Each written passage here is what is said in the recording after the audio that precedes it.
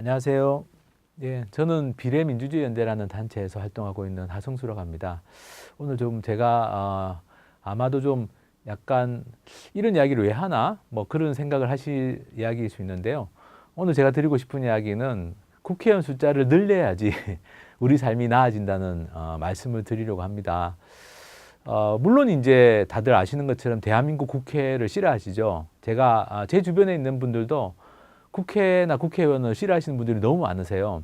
근데 왜 국회의원 숫자를 늘리자고 하냐? 차라리 그냥 더 줄이자고 해야 되는 거 아니냐? 이렇게 생각하실 수 있습니다. 그런데 오늘 제가 말씀드릴 요지는 국회의원 숫자를 늘리는 게 꼴보기 싫은 국회를 바꾸는 길이다. 이런 이야기를 드리고 싶고요. 먼저 좀 얘기를 드려야 될 건 대한민국 국회가 실제로 어떻게 움직이고 있는지에 대해서 우리 시민들께서 잘 모르는 얘기들이 많습니다. 제가 한 가지만 얘기를 좀 드릴게요. 지금도 집값이 올라가지고 그죠? 굉장히 많은 분들이 이 집 문제 때문에 고민이 많으십니다.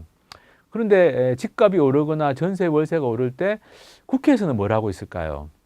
대한민국 국회에서는 그런 일이 있으면 특별위원회라는 걸 만듭니다. 특별위원회를 만들면 특별히 뭔가를 좀 잘해가지고 성과를 내야 되겠죠. 근데 우리나라 국회에서는 특별위원회를 만들면 뭘 하느냐?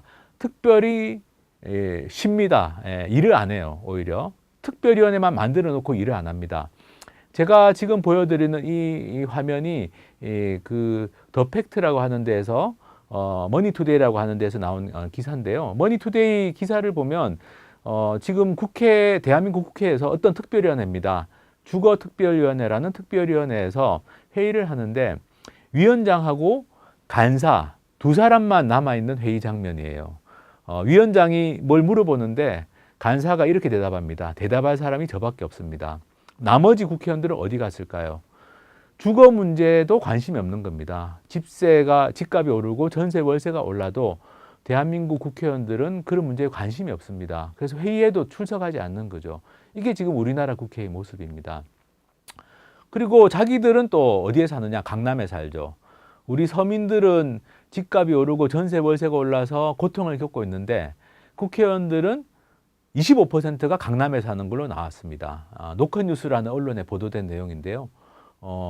시골에서 국회의원이 된 사람도 살기는 강남에 삽니다.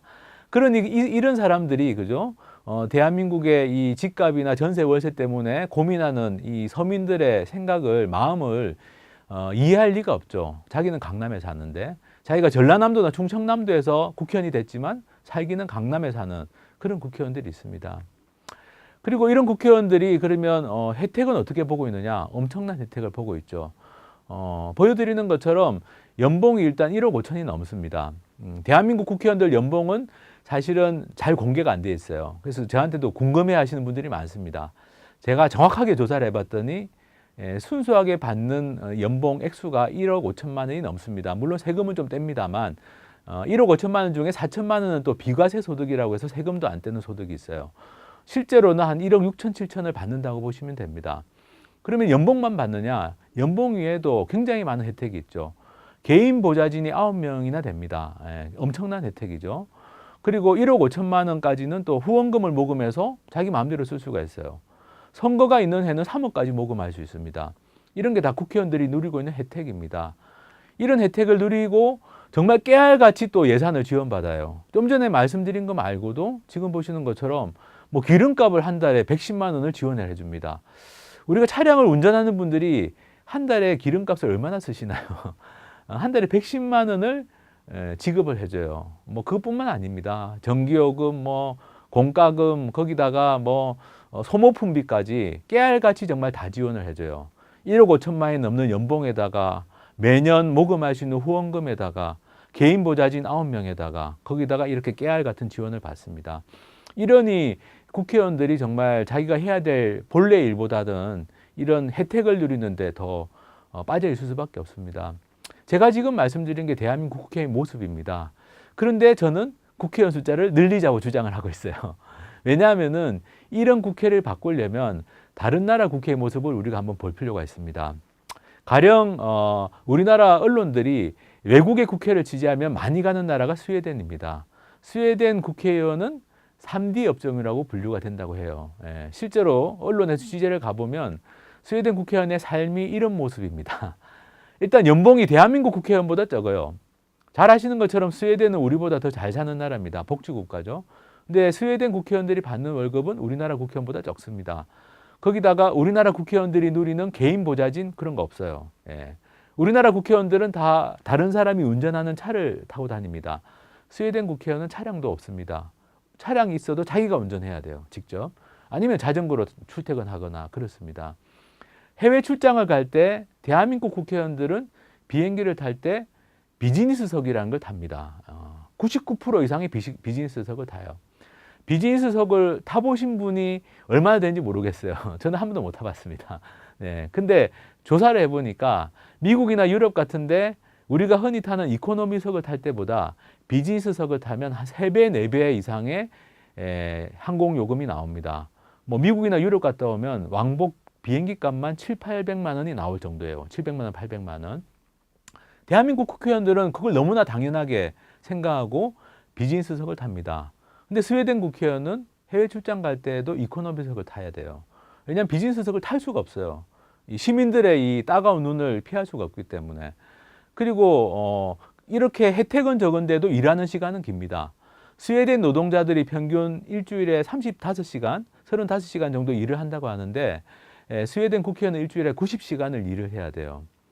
왜냐하면 개인 보좌진이 없으니까 자기가 다 해야 됩니다. 이메일도 체크하고 답장도 보내고 다 해야 됩니다. 이렇게 일을 하는 국회의원도 있습니다. 그러니까 국회 자체가 나쁜 건 아니죠. 그리고 국회의원 자체가 나쁜 건 아닙니다.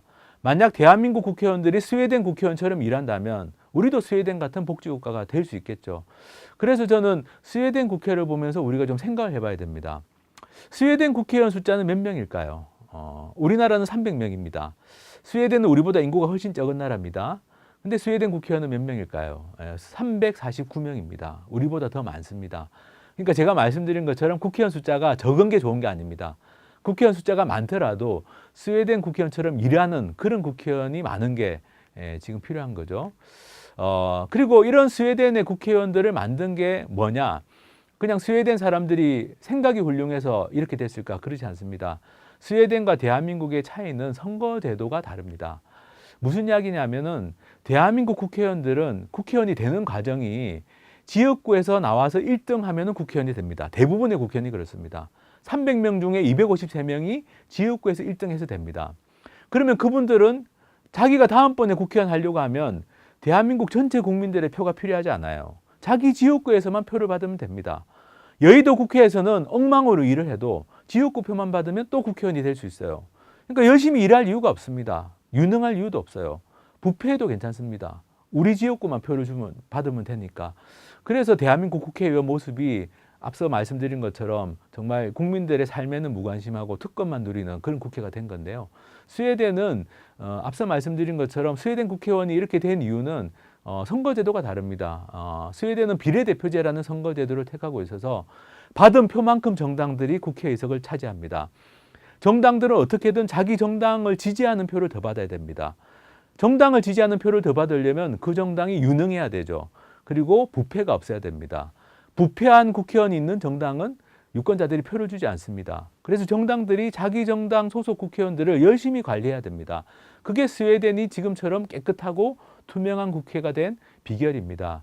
그래서 지금 대한민국에서 필요한 것은 스웨덴과 같은 선거제도를 만들어서 스웨덴과 같이 일하는, 스웨덴 국회의원처럼 일하는 국회를 만드는 게 저는 대한민국 정치를 바꾸는 지름길이라고 생각하고, 제가 말씀드린 이런 방향으로 선거제도를 바꾸자는 게 대한민국의 개혁적인 정치인들의 수건이었습니다. 고 노무현 전 대통령, 그리고 얼마 전에 돌아가신 고 노회찬 의원도 다 제가 지금 말씀드린 비례대표제, 선거제도를 비례대표제로 바꾸자는 주장을 해왔던 분들입니다. 노무현 전 대통령 같은 경우는 다른 모든 것을 다 포기하더라도, 양보하더라도 선거제도 개혁만은 꼭 해야 된다는 이야기를 여러 번 하셨던 분입니다. 우리가 이런 분들의 어떤 개혁적인 정치를 정말 인정하고 따르고자 한다면 저는 선거제도 개혁에 나서야 되고, 이 노무현 전 대통령이나 노회찬 의원께서도 똑같은 주장을 하셨습니다. 국회의원 정수를 늘려서라도, 국회의원 숫자를 늘려서라도 비례대표제로 바꾸는 게 중요하다.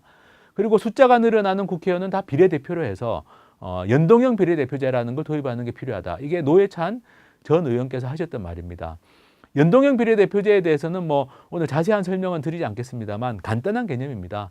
정당이 받은 표대로 의석을 나눠주자 이겁니다. 그러면 지역구 선거를 안 하느냐? 지금처럼 그런 의문을 가질 수 있는데 지역구 선거를 하면서도 연동형 비례대표제를 하는 방법이 있습니다. 독일 같은 나라가 그렇게 합니다. 방법은 간단합니다. 어떤 정당은 지역구에서 당선자가 많이 나오는데 어떤 정당은 자기 정당이 받는 정당 지지보다 지역구 당선자가 적게 나올 수 있습니다. 적게 나오는 정당한테는 비례대표로 모자라는 의석을 채워주면 됩니다. 그게 연동형 비례대표제입니다. 그러려면 숫자가 좀 늘어나는 게 필요합니다. 국회의원 숫자가 300명보다는 지금 300명인데 360명 정도로 늘어나는 게 연동형 비례대표제를 제대로 도입할 수 있는 방법입니다. 그래서 그렇게 하자는 거고요. 고 노무현 전 대통령께서도 숫자를 늘리더라도 선거제도 개혁하는 게 중요하다. 고 노회찬 전 의원도 마찬가지 이야기를 하셨습니다. 그러면 국회의원 숫자를 늘리자고 하면 국민들이 싫어하는 이유가 있습니다. 지금처럼 특권만 늘리는 국회의원 숫자를 늘리자는 거냐? 그거는 전혀 아닙니다. 특권은 줄이고 대신에 국회의원 숫자를 늘리는 방법이 있습니다. 왜냐하면 지금 대한민국 국회에서 쓰는 예산이 6,300억이나 되고 아까 말씀드린 것처럼 국회의원들이 너무 많은 특혜를 누리고 있습니다. 그래서 그런 걸 줄이고 국회의원들이 누리는 특권이나 예산을 줄이고 그래서 지금 현재 6,300억 정도의 예산으로 360명을 쓰자는 게 주장하는 바고요. 방법도 다 나와 있습니다. 1억 5천만 원이 국회의원 연봉이라고 했는데 그걸 한 1억 원으로만 줄여도 400명을 쓸 수 있습니다. 9명의 개인 보좌진을 7명으로 줄여도 가능합니다. 또 업무 추진비 요즘 많이 논란이 되는데 그런 낭비되는 예산을 줄이면 얼마든지 지금 국회 예산 가지고 360명 쓸 수 있는데 우리가 주권자라면 그게 이득입니다. 맨날 국회의원들이 자기들이 머슴이라고 하잖아요. 우리가 주인이라면 같은 돈으로 더 많은 머슴을 쓰는 게 우리한테 이득인 거죠. 그렇게 우리가 좀 생각을 바꾸고 국회의원 숫자를 늘리고 선거제도를 개혁하면 되고요. 마지막으로 한 가지만 더 말씀드리면 많은 분들이 비례대표 숫자를 늘려서 국회의원 숫자를 늘리자고 하면 비례대표 그거 공천을 이상하게 하지 않냐라는 질문을 많이 하십니다. 실제로 대한민국의 거대 정당들이 비례대표 국회의원 공천을 엉망으로 한 적이 많았죠. 그렇지만 답은 있습니다. 독일 같은 경우는 비례대표 공천을 민주적으로 해야 된다는 게 선거법에 명시가 되어 있습니다. 우리도 그렇게 할 수 있습니다. 그렇게 민주적 공천을 하도록 강제하면, 법으로 강제하면 비례대표 숫자를 늘리더라도 전혀 문제가 없다는 말씀을 드리고 싶습니다.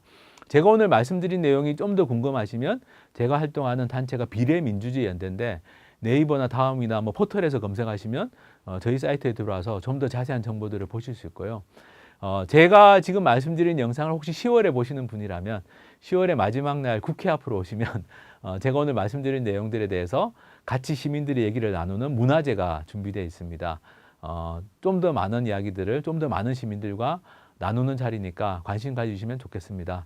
오늘 제가 조금은 엉뚱해 보일 수 있는 국회의원 숫자를 늘리는 것이 우리 정치를 바꾸는 길이고 그게 정말 국회가 우리 삶의 문제를, 우리 생활의 문제를 푸는 유능하고 부패 없는 국회를 만드는 길이라는 말씀을 드렸는데 제 이야기가 공감이 되시면 많이 좀 주변에 이런 이야기들을 퍼뜨려 주시면 감사하겠습니다. 감사합니다.